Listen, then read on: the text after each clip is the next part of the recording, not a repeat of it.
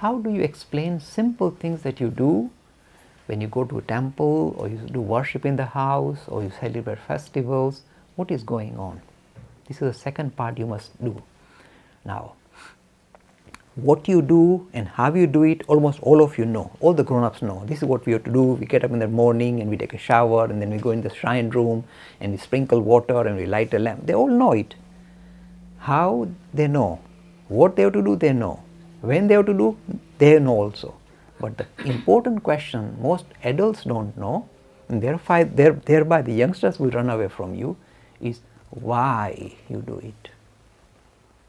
Why do you do any of these things? Why do you worship in the morning or evening?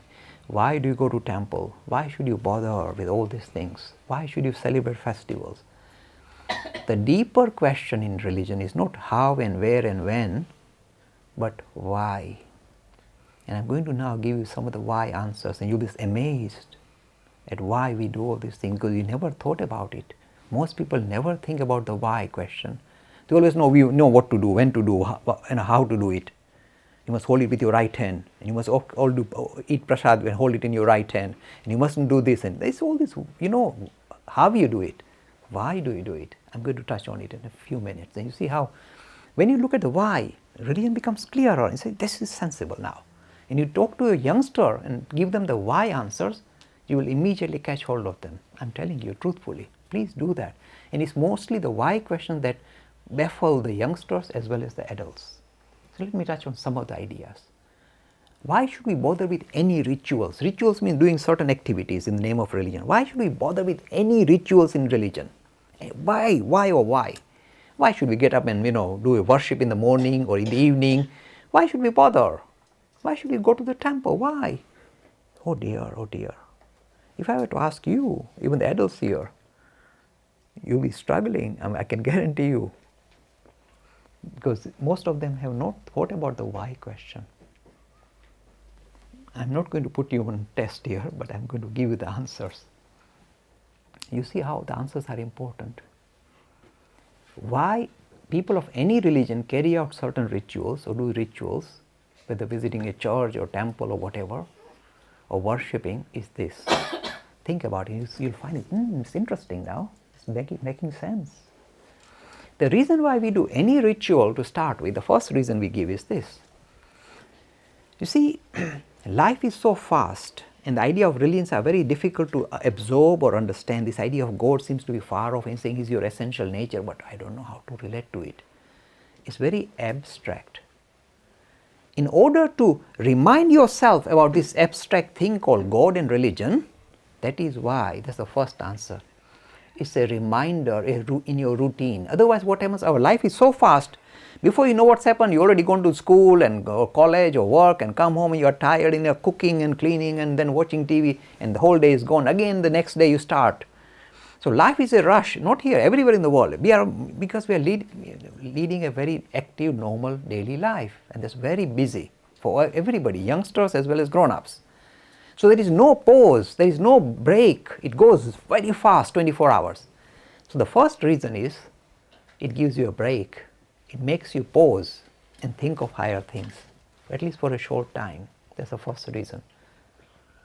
Simple English, it's a reminder about religion and God. First reason why we do any ritual is it acts as a reminder. First reason. Straight we say, yeah, now it makes sense. Otherwise, we'll forget about God. Suppose you stop. Look, in any family, if the grannies stop tinkling bells, or the mother stop tinkling, the father's always watching TV in the morning. The mummy stop tinkling bells, the children will have no link with the religion anymore. I'm guaranteeing you. So the children watch and say, I don't know what they're doing it.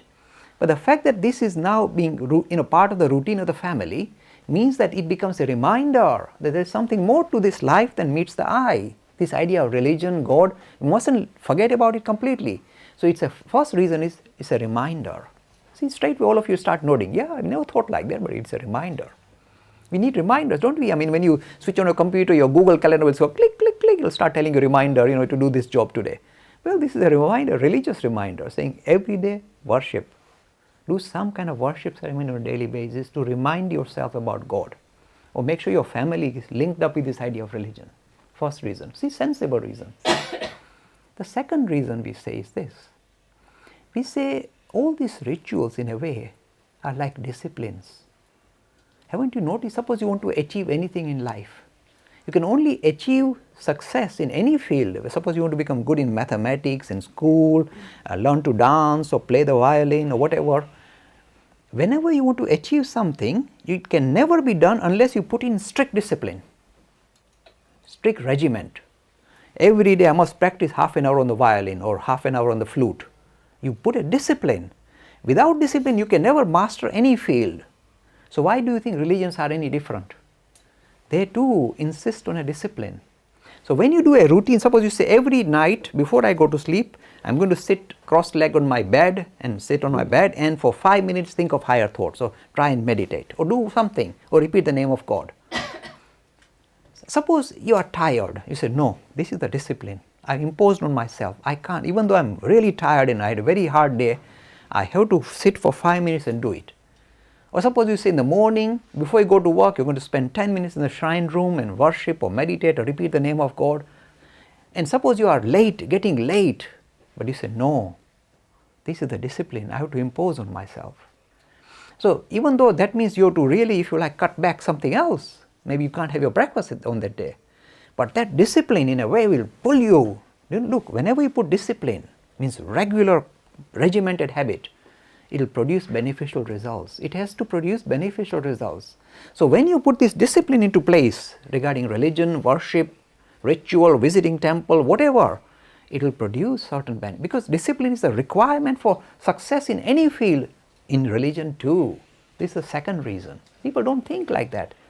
And when you tell the children, you see, don't you understand that if you want to master this, you keep working on your computer till midnight doing your coursework?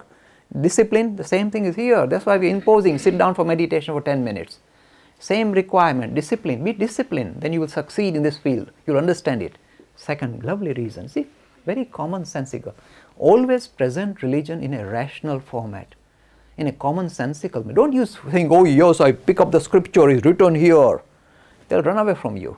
But you talk to them at their level, in a manner which makes sense to them, not only to you but to them. Commonsensical, they will come to you. Second thing, discipline. This is a third reason why we do rituals. You see, this goat chap is tricky to find. I told you, it's our essentially it's still tricky to find. So we say, in a way, we are paying symbolic tribute to him. Symbolic, it's a symbolic gesture. We do a lot of things which are symbolic. For example, when you go get up in the morning and you meet somebody, your postman, you say good morning. Now it may be a very bad morning for you, you got flu or something, but you still go good morning. See, it's a symbolic gesture of building relationship with somebody. So when you say hello, how do you do? And you are doing very badly, but say, oh very good, oh, how do you do? See, you pick up certain, see, in secular world, not religious, they always have symbolism. So you shake hands or whatever. So this is symbolic gesture. So we say just as in your routine life you have certain symbolic gesture that you adopt, in religious life you too need a symbolic gesture to adopt. So for example, when you're offering flower to God, do you know what you are doing symbolically? You are telling God, actually I want to offer you my heart. My heart is so soft and scented and so lovely and soft and lovely, and I want to offer it to you, Lord. You are such a lovely God. I want to give you my heart. But I'm going to pull my heart out saying, you'll have ambulances coming here straight away. So what you do is you offer flower, symbolic of my heart. So in a way you pay symbolic tribute to this higher idea, not just believe in it, but do something symbolic, a symbolic gesture. Third reason. And the fourth reason why we do any activity, religious activity, is the same thing that we studied at the beginning of my session, is to do with law of karma. Whenever you set up certain activities, it will produce certain beneficial results. So we are saying this activity you do like meditation every day or worshipping every day or repeating that will produce results in days to come. And I tell you, many youngsters, when a lot of children come to our class and I tell them, look, do me one favor. Before you go to bed, just repeat the name of God 3 times. You say, which God? I say, the God that you like. See, we have got many names for God. The God that you like. And normally boys say, I know Hanuman, I know, but I worship. That's fair enough. Whichever God attracts you, repeat the name of that God 3 times before you go to sleep and make it a discipline. So even if you suddenly half snoring, oh, I forgot, get up. Oh, yes, repeat, dung, dung, dung, and then go back to sleep. But force it on yourself, and you might think this is silly, but look, I'm telling you my experience.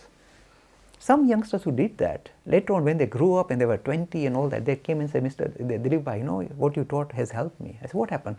He said, somebody very close to in my family passed away. And I was broken, complete. I felt very distressed. And then those names that I was repeating suddenly seemed to come alive and hold my hand and give me confidence and made me feel comfortable. They help you. So this repeating the name of God is not just minor activity. It will produce beneficial results. So every activity you set into motion has a habit of catching up with you. So all this discipline you put in, see the law of karma. So these are the 4 reasons we give why we do anything. First, it acts as a reminder. Second is a discipline. Third is a symbolic gesture. Fourth, the law of karma demands that you set into motion certain activities so that you can get beneficial results. See the lovely way. So I'm just touched on the deeper ideas in very simple English. But then you see, when you look and just make it funny for the little ones, the Hindu religion says, suppose you do formal worship. I'm going to do this for the children now. I'm going to really leave the philosophy out and I'm going to focus on them. Now you see, they tell you that when you go in the shrine room, the reason why you sprinkle water is to say that water is a sign of purification. That means I didn't have a shower this morning and I'm beginning to stink anyway. But I can't go in the shrine room like this, so I sprinkle water saying, oh, okay, I become pure now. So it's a symbol of purification. And the reason why you light a little lamp is to say, I want to become intelligent. I want to go from darkness into light. I want to go from being a tabu or ignorant to becoming very clever clog. That's why you light a lamp. I want to become intelligent. I want to go from darkness to light. That's why, boom, you light a lamp in the shrine room. Then what else would you do? You might remember that little incense stick that they burn. They might burn the incense stick. And that incense stick gives out lovely scent, nice scent. And when you look at a room which has got incense stick, it's like blue cloud. You think, oh, you're going to a God's place here. The whole shrine room appears very godly. And this nice scent comes into your nose and you say, you feel nice and heavenly. So that's why you light that scent, that the incense stick. Then what else you do? You might offer some of your flowers and say, oh Lord, I love you so much, I want to offer you my heart, but I'm not going to pull my heart out. I give you this flower. Then you might offer some food or some fruit to God. Haven't you take fruit or food to God? Haven't you seen your mommy and daddy take it every time and offer in the temple? Why are you doing that? You are saying, God, we love you. And just like visitors come, they bring some presents. We need to bring some presents for you. So you offer food and fruit. Not because he's starving, say, oh, I'm starving, give it to me quickly. Just a symbolic gesture to show that I'm so grateful. So you offer that. And then what else you might do? Oh yes, you might say, let's now tinkle little bell. Haven't you seen little bell that tinkle? Tinkle, tinkle, tinkle, tinkle. So why do a tinkling bell? Some people say it's because God is kind of still snoring and want to wake him up. God, wakey, wakey. Some people say that is fine. Some people say, no, the reason why you tinkle a bell, think about it, it's very interesting. You see, when we live in cities, we see a lot of noise. Haven't you noticed trucks passing by? Well, this house is very quiet. Normally trucks passing by, the neighbors with loud television, and upstairs the brother kind of playing loud music and television going on. It's always distraction. So when in the shrine room, when you play that little tinkly bell, little tinkle, tinkle, tinkle, tinkle, tinkle, like magic, do you know what happens? All those noises get blocked out. Even though there's a huge truck passing by, you can't hear the truck, you can just hear the tinkle, tinkle, tinkle. Your mind is gone to the tinkly bell. So all the other noises get blocked out. Strange, isn't it? Little tinkly bell can do this magic. You tinkle a bell. What else you might do? You might bow down. Why do you bow down? People don't know why. You see, when you bring this means we meet. I meet you and I show my respect. That's what it means by bowing down. Then what else you might do? You might sit in meditation, and the important thing in meditation, you must sit straight, upright. Because when you are drooping like this, you don't get very good thoughts. You get very thoughts that like say, oh, let me go to sleep. They're not going to help you. So when you sit up straight, it makes you say, yes, I'm very comfortable. Now I can think about God. So you might close your eyes, repeat the name of God a few times, perhaps try and meditate even. And then you might read some scriptures. And then what else do you do in the shrine room or in the temple? You would have a little tray with lamps on it. And you take the lamps on the tray, and then while playing the tinkly bell, singing hymns, you might wave that lamp in front of the image of God, and you would wave it. Would it go clockwise or would it go anti-clockwise? Which way does it go?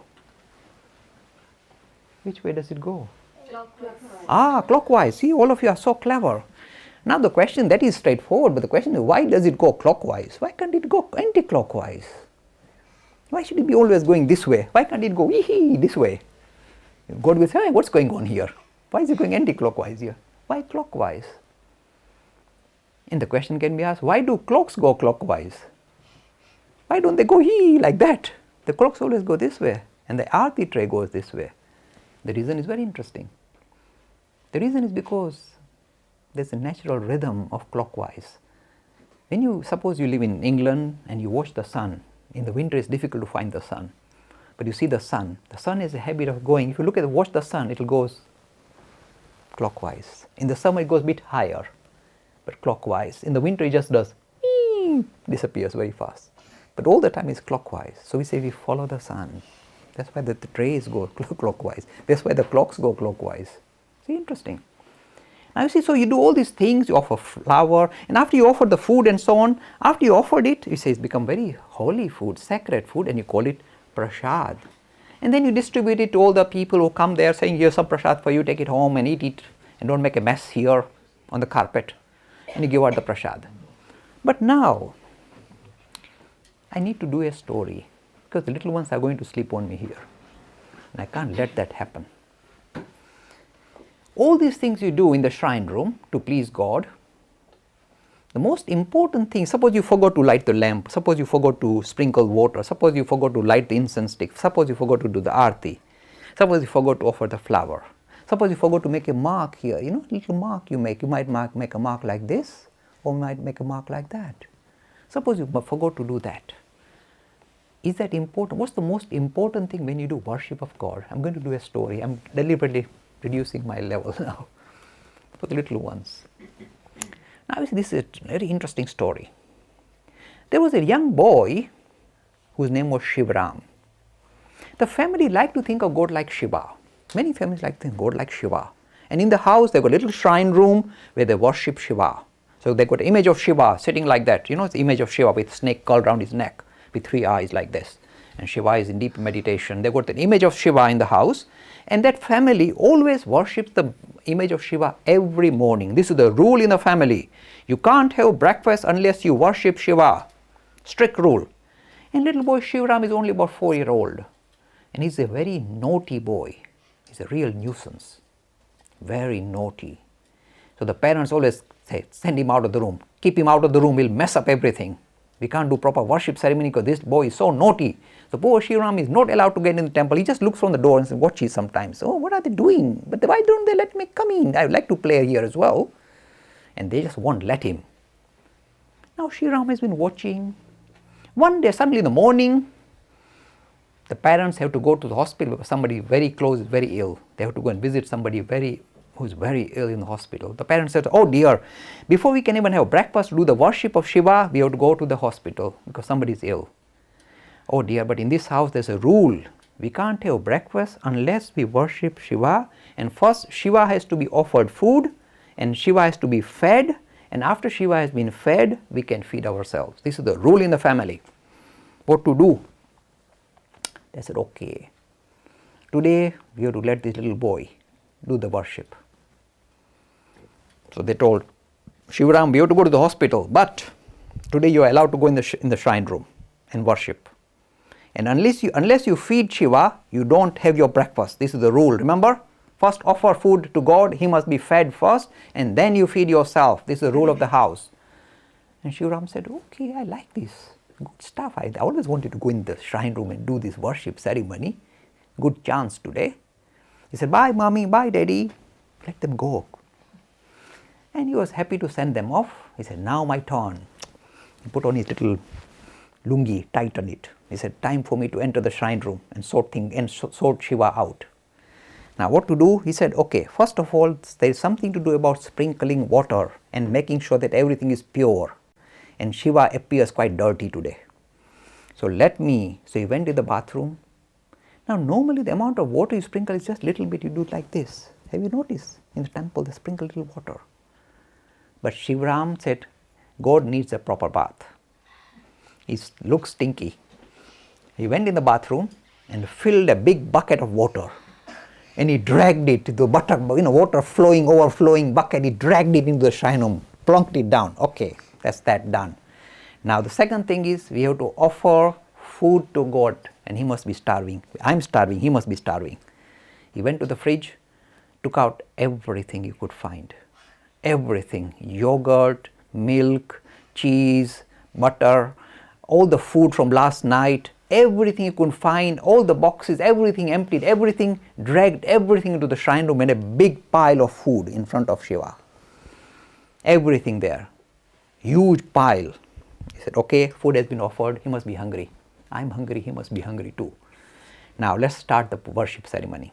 The parents said, don't you dare light a match because you'll set this house up in flames. You are not supposed to light any lamps, so watch it. Don't light lamps.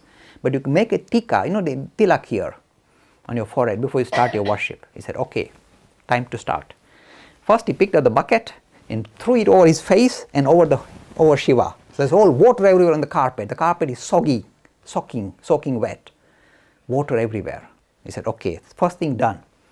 We have all been purified. Now the next thing, make a mark. Now why should you make a small mark, he thought. Why small mark? Because we want to show love for God.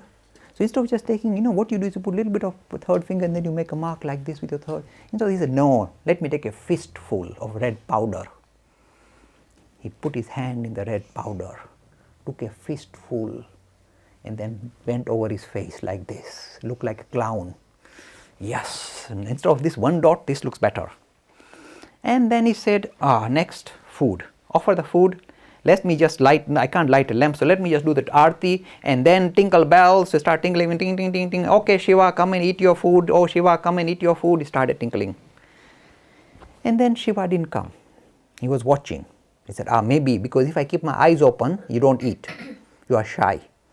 And now you're supposed to meditate. So I'm going to close both my eyes, Shiva, and you better finish the food because after you eat, and then I can have my breakfast. I'm hungry now. So he closed both his eyes and tinkle, tinkle, Shiva, eat your food. He went tinkle, tinkle, tinkle, Shiva, come and eat your food. And he was tinkling the bell. And then afterwards, he opened one eye to check if Shiva is eating. Just one eye like that. And still, the food was just there, big pile, no Shiva. The boy was getting annoyed. Because he was told, unless you feed Shiva, you can't have breakfast yourself. And he was feeling hungry. He said, maybe I made some mistake. Maybe I should tinkle the bell close to Shiva's ears because he's not hearing it properly. So he went near Shiva. Shiva, eat your food. Tinkle, tinkle loudly in front of his. And he kept doing that. And still no Shiva came. The boy thought, this Shiva is tricky. My parents said, don't eat food, your breakfast, until you feed Shiva. And this Shiva is very naughty, very stubborn. He's not coming to eat the food. This is terrible. So he said, now, this is what children know. They said, the only way perhaps Shiva will come is if I tell him, if you don't come and eat your food, like the mummies do to you, little children, if you don't eat your food, I will punish you. They went to Shiva, Shiva, if you don't eat your food, I will thump you. Now, you don't tell God things like that. But little Shivaram said, no problem. Shiva, eat your food or I'll thump you. If you don't come, I'll hit you. And then again he tinkle bell, tinkle, tinkle. No Shiva, big pile of food still sitting. Oh dear, thought Shivaram. I warned him, I threatened him, I was nice to him, he just doesn't listen to me at all. Maybe the reason why Shiva is not coming to eat the food is because I did not do the worship ceremony properly, thought the little boy. He was a very brave little boy, very courageous and strong. But he was feeling hungry too, and he said, this Shiva is not listening to me. Even if I tell him I'll thump you, he doesn't want to come. This is terrible. This is getting too much. Then after a long time, the poor little boy burst into tears, like little children sometimes. He burst into tears saying, oh Shiva, why don't you eat your food? I'm hungry. You must eat first before I can eat. And he burst into tears. And when he burst into tears, magic, real magic. Suddenly he heard a voice. And when he opened his eyes, with all these tears, he wiped his tears and looked. Instead of the image of Shiva, he saw real Shiva smiling, looking at him. And Shiva said, "My boy, I'm here. Don't thump me." He thought he would get thumped. "Don't thump me. I will finish the food."